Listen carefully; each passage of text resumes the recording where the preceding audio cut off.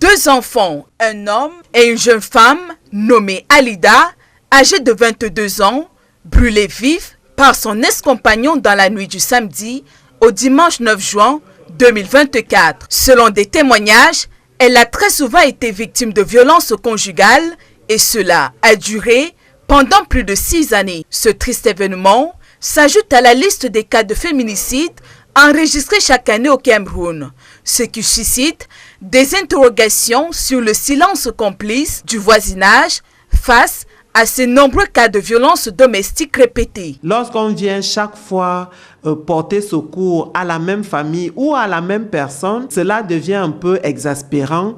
Et ça peut expliquer pourquoi il peut y avoir un fléchissement ou un ralentissement de la volonté de porter secours. Il est également décevant pour les experts de constater le comportement des victimes qui semble choquer ceux qui veulent leur venir en aide. Les voisins peuvent venir porter secours et elle est la première parfois à dire qu'ils n'avaient pas à se mêler des problèmes de couple. Un autre facteur, ça peut être la peur des représailles. Les experts conseillent au voisinage de se tourner vers les autorités compétentes en cas de témoignage de violences conjugales. Les voisins n'ont pas la capacité de contenir les assauts d'un pervers. Il y a des services compétents, notamment les forces de l'ordre et les services des affaires sociales. Il est important de rappeler que l'inaction du voisinage face à une personne en danger est considérée comme un délit au Cameroun,